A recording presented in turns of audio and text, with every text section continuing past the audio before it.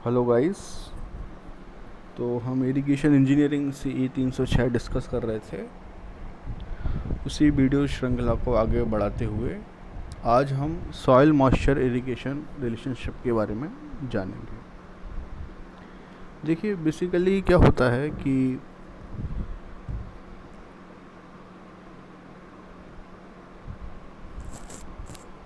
Suppose कीजिए ये हमारा ग्राउंड लेवल है। ये जो ऊपर वाली आपको लाइन दिखाई दे रही है इसमें ये ग्राउंड लेवल है।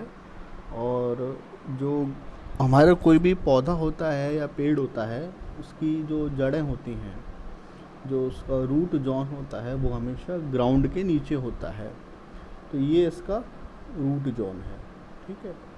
इसके बाद में इससे काफ़ी नीचे ग्राउंड वाटर टेबल होती है। ग्राउंड वाटर टेबल का मतलब जहाँ पर हमारा ग्राउंड वाटर पाया जाता है, उसकी जो सबसे टॉप सरफेस है ग्राउंड वाटर की, वो ग्राउंड वाटर टेबल या GWT के नाम से जानी जाती है। और इससे और भी नीचे एक इम्परवियस लेयर होती है, मतलब एक कोई सॉलिड स्ट्रेटा होता है जिससे नीचे हमारा वाटर पेनिट्रेट नहीं कर सकता।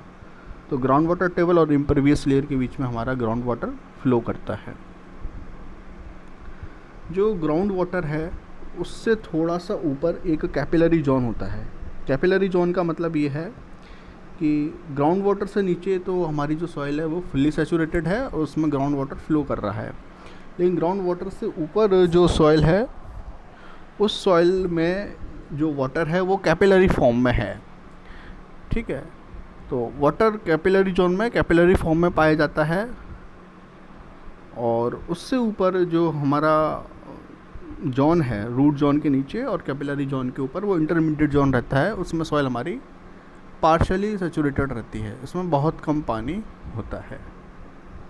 तो एक ये जो ग्राउंड लेवल है उससे नीचे किस तरह से वाटर टेबल डिस्ट्रीब्यूटेड रहती हैं उसका एक डायग्राम है, ठीक है।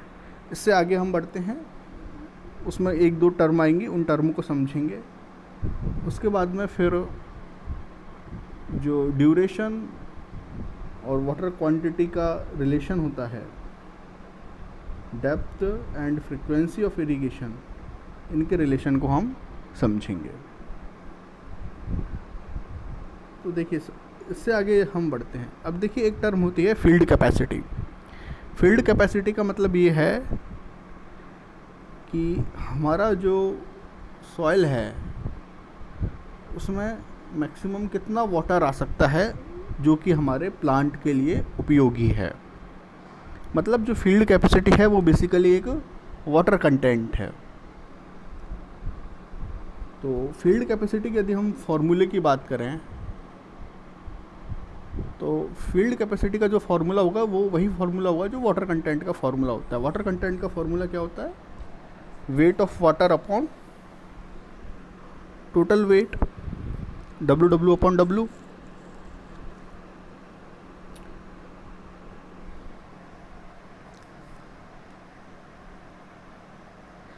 सॉरी, जो वेट ऑफ वाटर कंटेंट का फार्मूला होता है वो होता है W upon WS, weight of water upon weight of solids. तो वही हम फार्मूला सेम यहाँ पर अप्लाई करेंगे। अब देखिए, इसमें दो डायग्राम बने हुए हैं। ये जो पहले वाला डायग्राम है ये हमारा पार्शियली सैचुरेटेड सॉइल का है, जिसमें एयर भी है, वाटर भी है और सॉलिड्स भी है। और जो दूसरा वाला डायग्राम है वो ड्राई सॉइल का है, जिसमें केवल दो ही चीज़ें हैं, एक एयर है और दूसरा सॉलिड्स हैं। माना कि जो हमारी ड्राई सॉइल है उसकी टोटल जो डेप्थ है वो है D। और इसका यदि हम ये मान के चलें कि हम जो भी कैलकुलेशन अभी कर रहे हैं वो केवल यूनिट एरिया के लिए कर रहे हैं, तो जो ड्राई सॉइल होगी उसका वॉल्यूम कितना हो जाएगा? एरिया यदि उसका यूनिट है, एक यूनिट उसका एरिया है, तो उसका टोटल वॉल्यूम हो जाता है D। इसी तरह से जो हमारी पार्शियली सैचुरेटेड सॉइल है उसमें जो वाटर का डेप्थ है वो है DW। वाटर डेप्थ उसमें DW है। तो इसमें यदि हम वॉल्यूम ऑफ वाटर की बात करें तो वो हो जाता है DW into 1 is equal to DW। तो फील्ड कैपेसिटी का जो फॉर्मूला है वो मैंने आपको बताया। फील्ड कैपेसिटी का फॉर्मूला क्या है? फील्ड कैपेसिटी का फॉर्मूला है weight of water upon weight of solids. तो वेट ऑफ वाटर कितना हो जाएगा? W सॉरी, यदि वाटर का जो यूनिट वेट है वो है गामा डब्लू और जो सॉलिड्स का यूनिट वेट है वो है गामा डी, तो वेट ऑफ वाटर कितना हो जाएगा, gamma W into D W, area तो यूनिट है, और जो वेट ऑफ सॉलिड्स हो जाएगा वो हो जाएगा गामा डी इंटू डी। तो अल्टीमेटली जो हमारा फील्ड कैपेसिटी का फॉर्मूला बनता है वो बनता है gamma W into D W upon gamma D into 100। ये जो फील्ड कैपेसिटी की वैल्यू आएगी ये फील्ड कैपेसिटी इन परसेंटेज आ जाएगी। ये फॉर्मूला आपको याद रखना है, gamma W D W upon gamma D into D. अब देखिए डी डब्ल्यू यहाँ पर क्या है, डी डब्ल्यू है depth of water in root zone, ठीक है, और डी क्या है, डेप्थ ऑफ रूट जोन, मतलब जो टोटल रूट जोन है उसकी जो टोटल डेप्थ है वो तो है हमारा डी, और उसमें जो वाटर है उसकी डेप्थ है वो जो है डी डब्ल्यू, और गामा डी तो जो ड्राई सॉइल है उसका यूनिट वेट है, और गामा डब्ल्यू वाटर का यूनिट वेट है। तो field capacity is equal to हो जाता है gamma D into D upon gamma W into D W. अब देखिए यदि हमको किसी, सॉरी उल्टा बोलते, gamma W upon D W upon gamma D into D. अब देखिए यदि हमें किसी क्रॉप की फील्ड कैपेसिटी पता है, किसी सॉइल की यदि हमको फील्ड कैपेसिटी पता है, तो हम उसमें ये फाइंड आउट कर सकते हैं कि हमें उस को इरीगेट करने के लिए कितना वाटर देना पड़ेगा, कितने वाटर के कितनी डेप्थ की आवश्यकता होगी, क्योंकि F C is equal to है gamma W into D W upon gamma D into D. तो यहाँ से हम डी डब्ल्यू की वैल्यू कैलकुलेट कर सकते हैं gamma D upon gamma W into D into field capacity, ठीक है। तो इस तरह से ये जो फार्मूला है ये काफ़ी इंपॉर्टेंट फार्मूला है।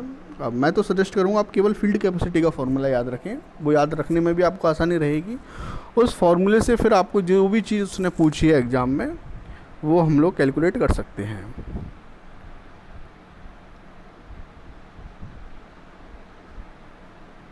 तो जो फील्ड कैपेसिटी का फार्मूला है मैं बड़े बड़े अक्षरों में लिख देता हूँ। फील्ड कैपेसिटी इक्वल टू हो जाता है gamma W into D W upon gamma D into D. ये हमारा फील्ड कैपेसिटी का फॉर्मूला है। नेक्स्ट देखिए एक रिलेशन है मॉइस्चर कंटेंट और टाइम में। बेसिकली ये इससे हम इस डायग्राम से कौन कौन से मॉइस्चर की टर्म हैं जो मॉइस्चर कंटेंट को व्यक्त करती हैं और उनका क्या क्या सिग्निफिकेंस है वो चीज़ हम समझेंगे।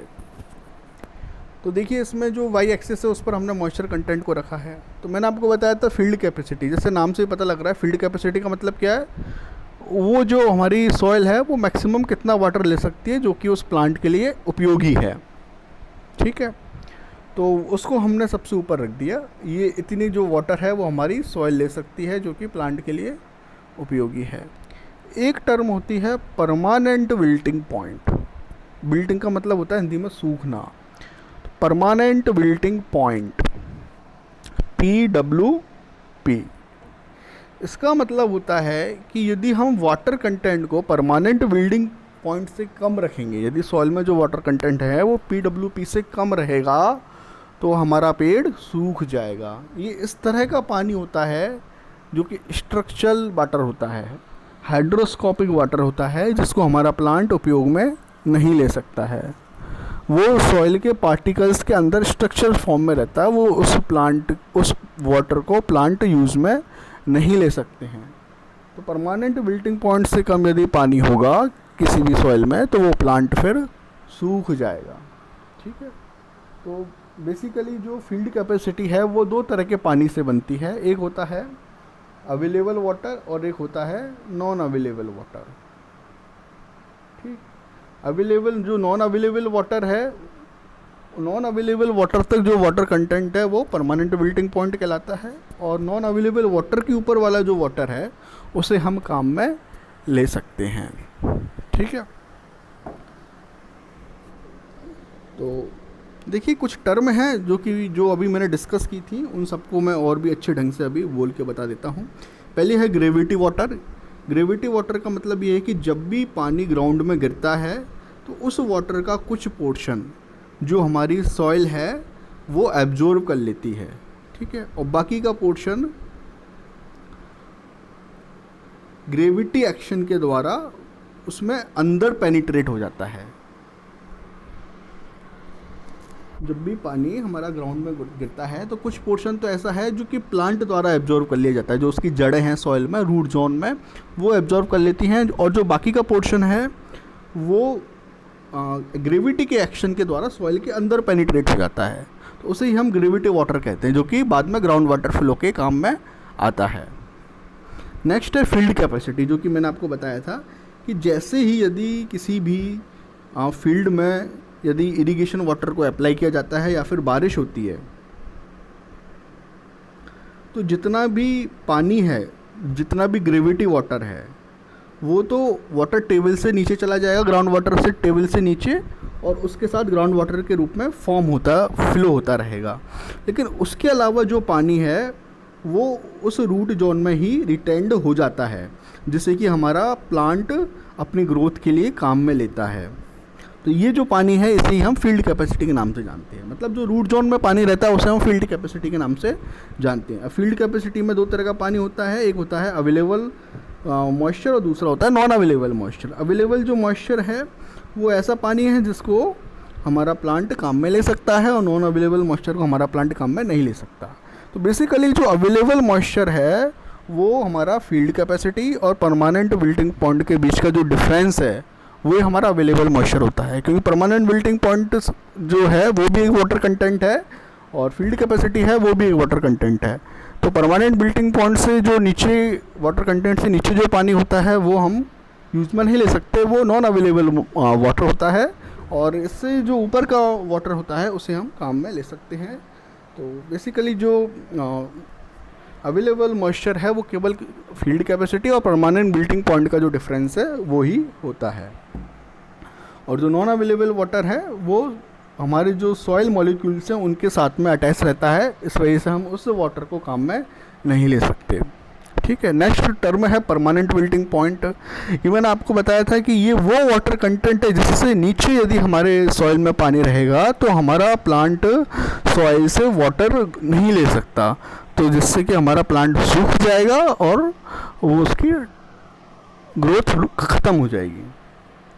नेक्स्ट एक टर्म और है इसमें, readily available moisture. Readily available moisture का मतलब होता है, अब देखिए मैंने आपको अवेलेबल मॉइस्चर बताया था। अवेलेबल मॉइस्चर क्या है? परमानेंट विल्टिंग पॉइंट से ऊपर और फील्ड कैपेसिटी से नीचे जो भी पानी है वो पूरा अवेलेबल मॉइस्चर के नाम से जाना जाता है। लेकिन इस अवेलेबल मॉइस्चर का भी कुछ 75 to 80% जो ऊपर का पानी है वो ही प्लांट आसानी से ले सकता है, उससे नीचे वाले को ले तो सकता है लेकिन उसको थोड़ी सी कठिनाई होती है। मतलब हमारी कोशिश हमेशा ये रहती है इरिगेशन में कि जो वाटर कंटेंट है वो हमेशा अवेलेबल मॉइस्चर से ऊपर रहे, ना कि विल्टिंग पॉइंट से ऊपर रहे। विल्टिंग पॉइंट और रेडिली अवेलेबल मॉइस्चर के बीच में भी हमारा प्लांट पानी ले सकता है। अब इस चीज़ को हम डायग्राम से और अच्छी तरह समझ सकते हैं। देखिए सबसे ऊपर तो इसमें हमारा फील्ड कैपेसिटी था और ये परमानेंट बिल्टिंग पॉइंट था। अब परमानेंट बिल्टिंग पॉइंट से नीचे जो पानी है वो है नॉन अवेलेबल वाटर, और इससे जो ऊपर का पानी है वो है अवेलेबल वाटर।